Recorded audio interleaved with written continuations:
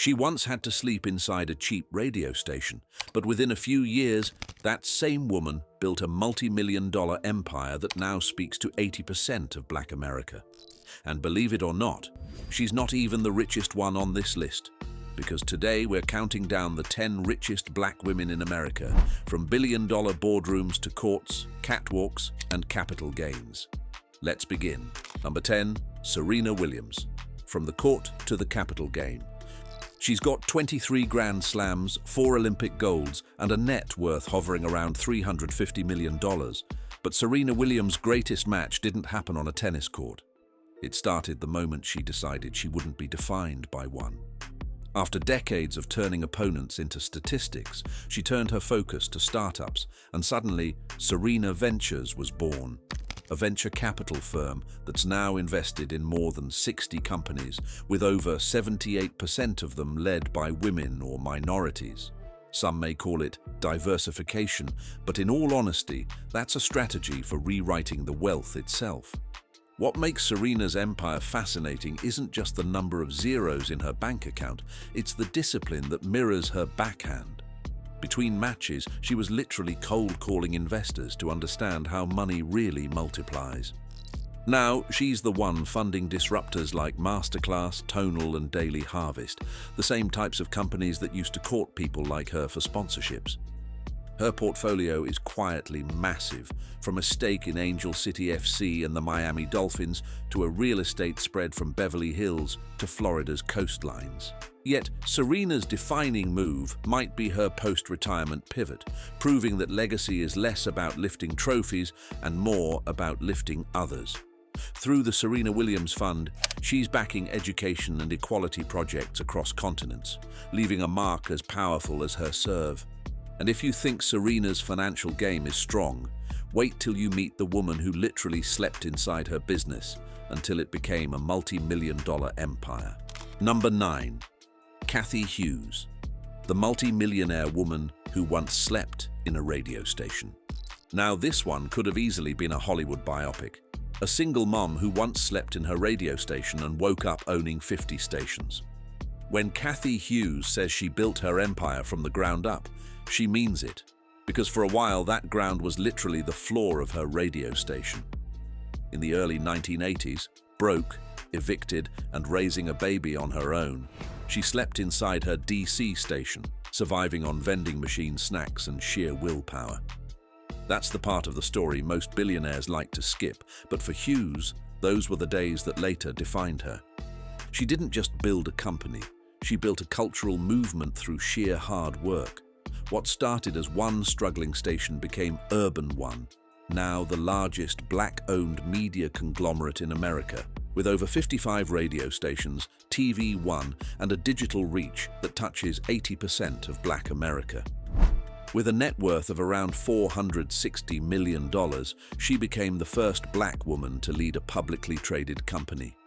And her crazy ability to turn eviction into evolution became a story that now inspires millions. Cathy's real genius lies in her instincts. She saw what corporate America didn't, that Black voices weren't just audiences, they were power.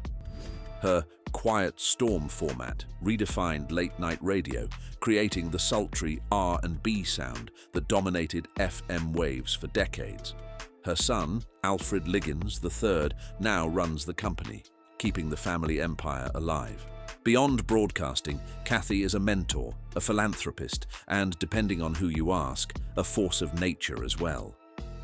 Through the Hughes Family Foundation, she funds scholarships, youth programs, and media diversity initiatives, helping the next generation find their own frequency.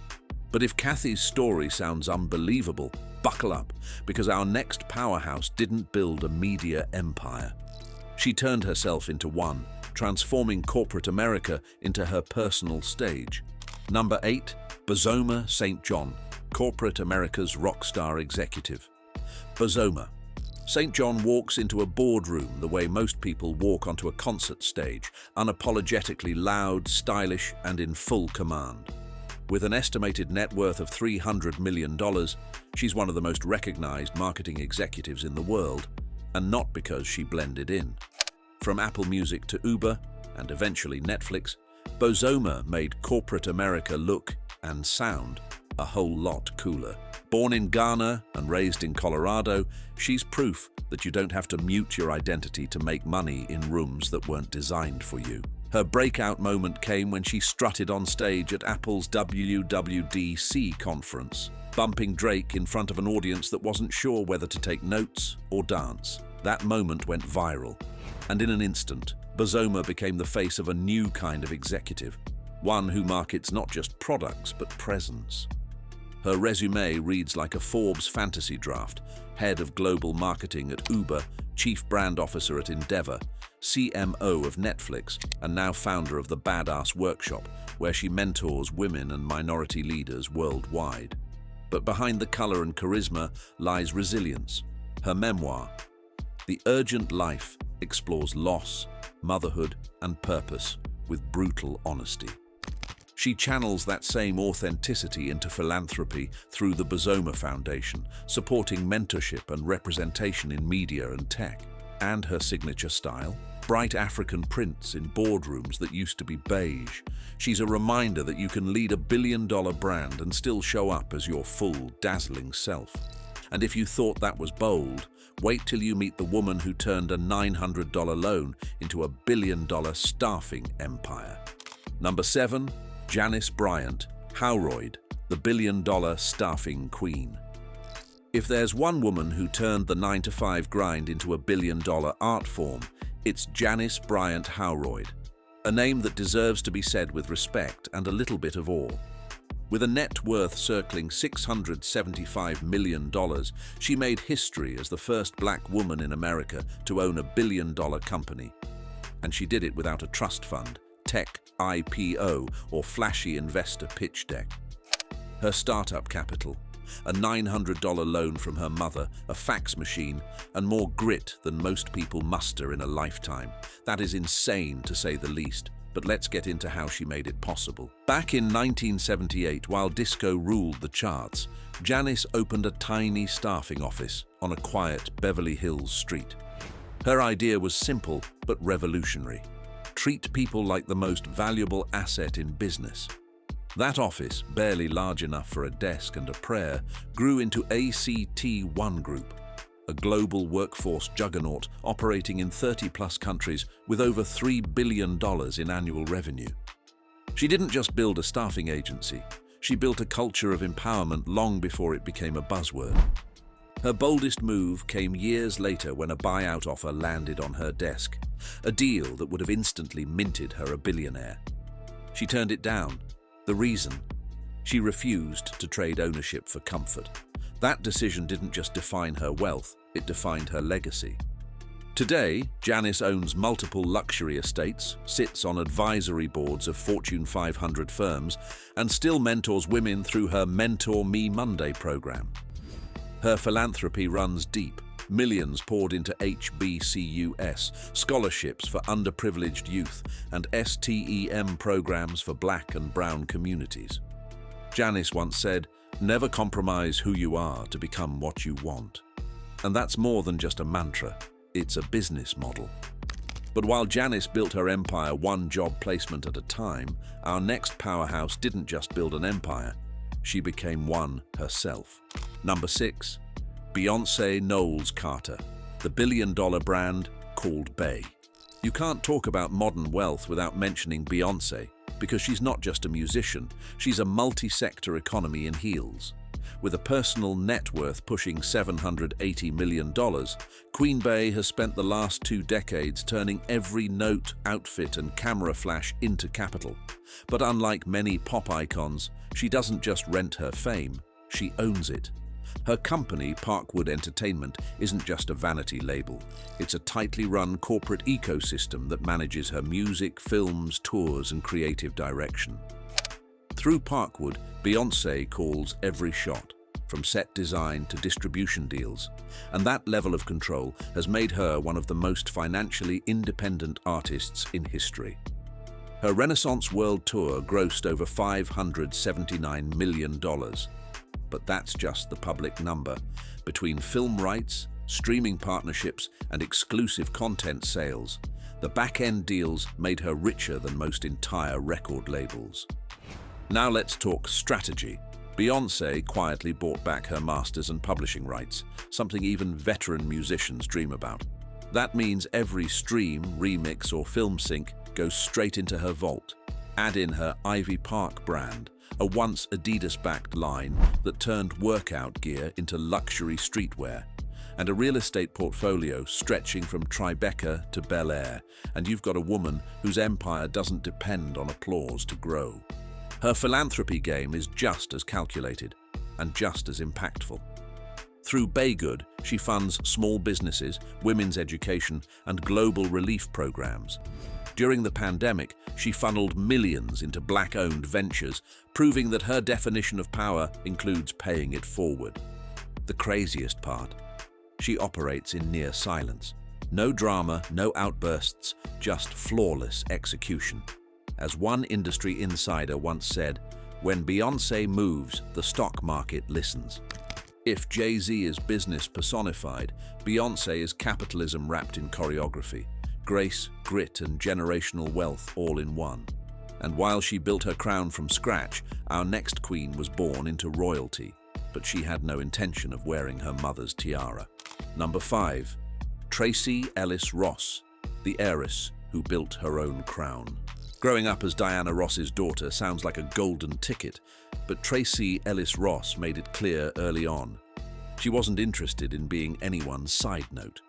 With an estimated fortune between $350 and $400 million, she's proof that legacy can be a launch pad, not a leash. Tracee spent years building her Hollywood resume the hard way, from Girlfriends to Blackish, crafting a reputation for humor, intelligence, and authenticity. But her real power move came when she looked at the beauty aisle and realized that natural-haired women were still being treated like an afterthought. So she launched Pattern Beauty, a line specifically created for curls, coils, and textured hair. It was a love letter to identity and a masterclass in spotting market gaps. Her journey wasn't smooth, though. Investors told her textured hair care was too niche, so she self-funded the launch, banking on her conviction and her community. Fast forward a few years, and Pattern is now a $200 million plus brand, stocked across major retailers, turning her from actress to beauty mogul. But Tracee's empire isn't just financial, it's emotional. She's vocal about being single and child-free by choice, transforming societal expectations into empowerment. She's also deeply involved in philanthropy and mentorship, championing diversity in Hollywood and funding self-esteem initiatives for young women. Her presence radiates joy, confidence, and creative autonomy, a refreshing mix in a world obsessed with comparison. And then there's her business savvy, from strategic partnerships to calculated brand positioning. Everything about Pattern screams long game.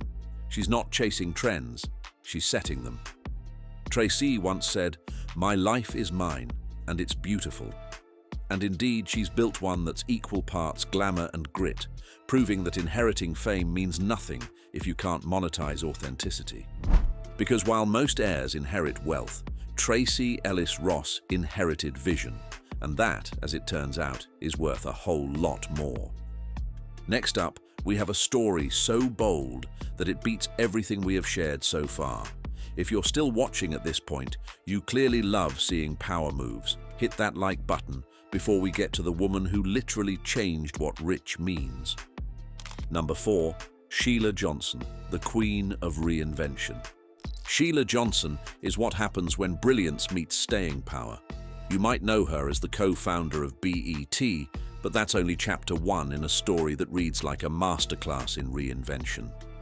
With a fortune estimated between $850 million and $1.1 billion, Johnson didn't just make history, she remade it twice. In 1979, alongside her then-husband Robert L. Johnson, she invested just $15,000 into a bold idea, a cable network centered on black entertainment. That idea became BET, the first of its kind, shaping the cultural landscape of Black America for decades.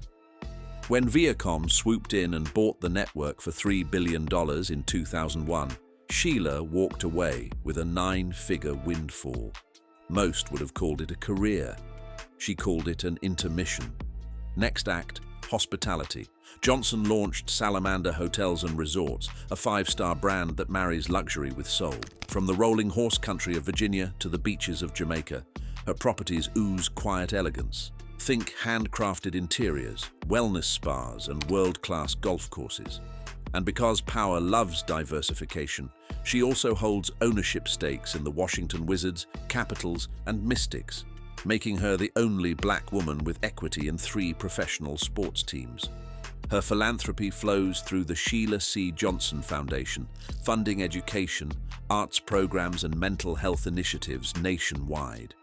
Her memoir, Walk Through Fire, chronicles her divorce, her battles, and her rebirth, proving resilience can be just as profitable as risk.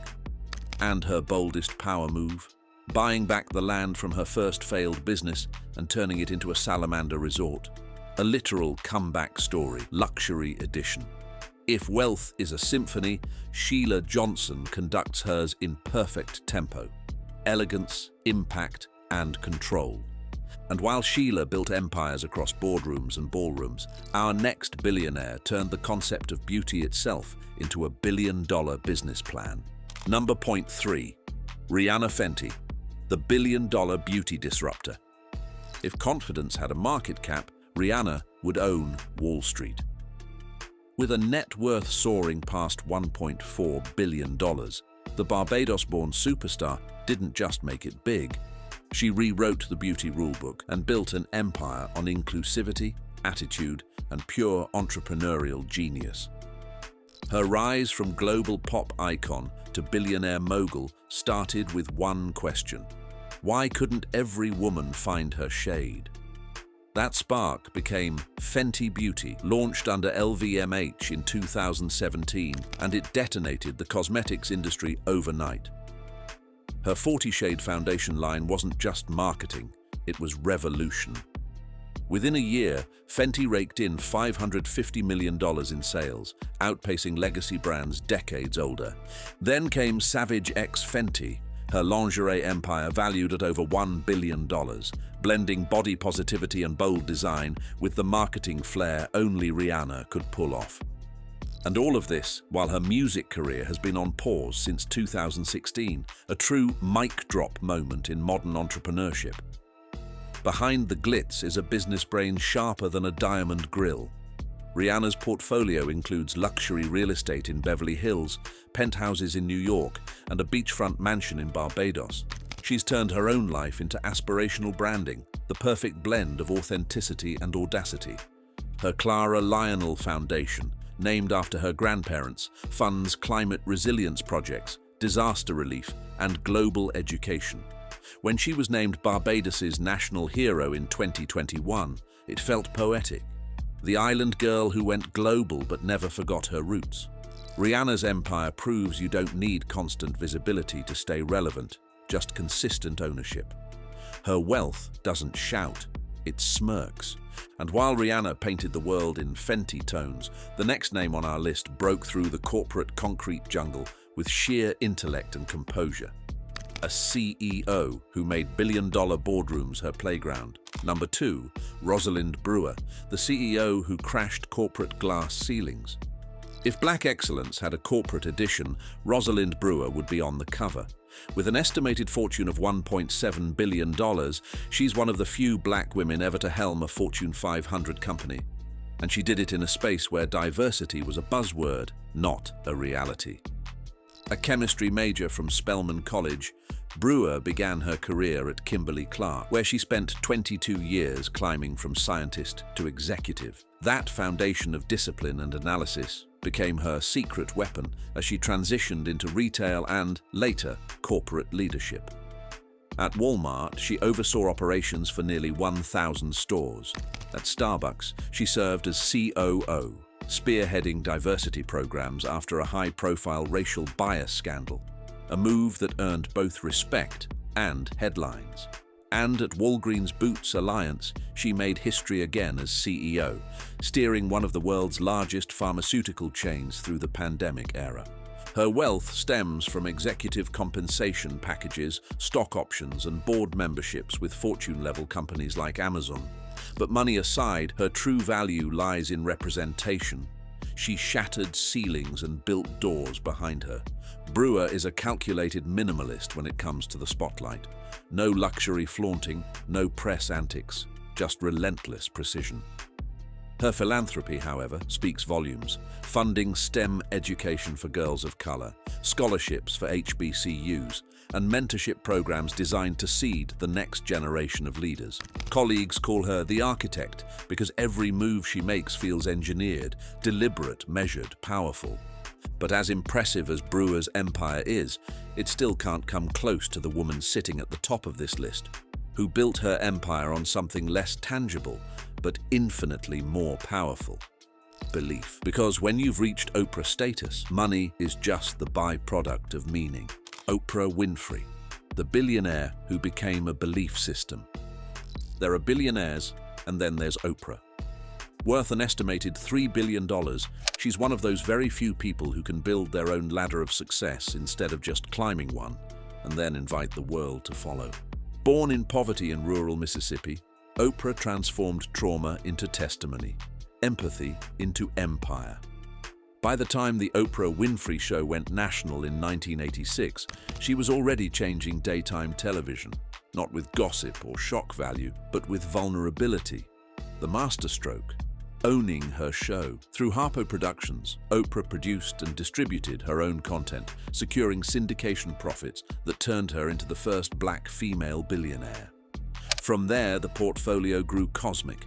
OWN Network, O Magazine, Harpo Films, and a strategic stake in Weight Watchers multiplied her reach. Her real estate footprint spans the globe, from a $100 million Montecito estate to Maui retreats, Colorado ranches, and a Bahamas compound that looks more like a wellness temple than a home. But the real story isn't the houses or the deals, it's the influence. Oprah's brand became a belief system: self-growth, spirituality, and purpose-driven wealth.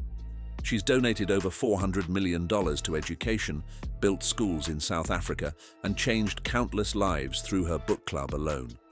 Her boldest move: ending her talk show, still at its peak, to build a network that reflected her vision, not the ratings game. It was risky, it was expensive, and it was quintessentially Oprah, betting on herself when no one else could see the blueprint. Today, she's not just a billionaire, she's an institution, part business mogul, part modern philosopher, part national conscience. In short, getting rich is one thing, but what Oprah Winfrey did was make wealth look enlightened, proving that the greatest investment you can make is in your own story. And this concludes our journey through the 10 richest black women in America. Which one of these money moguls fascinated you the most? Let us know in the comments, and for more such interesting peeks into the lives of the rich, take a look at the channel.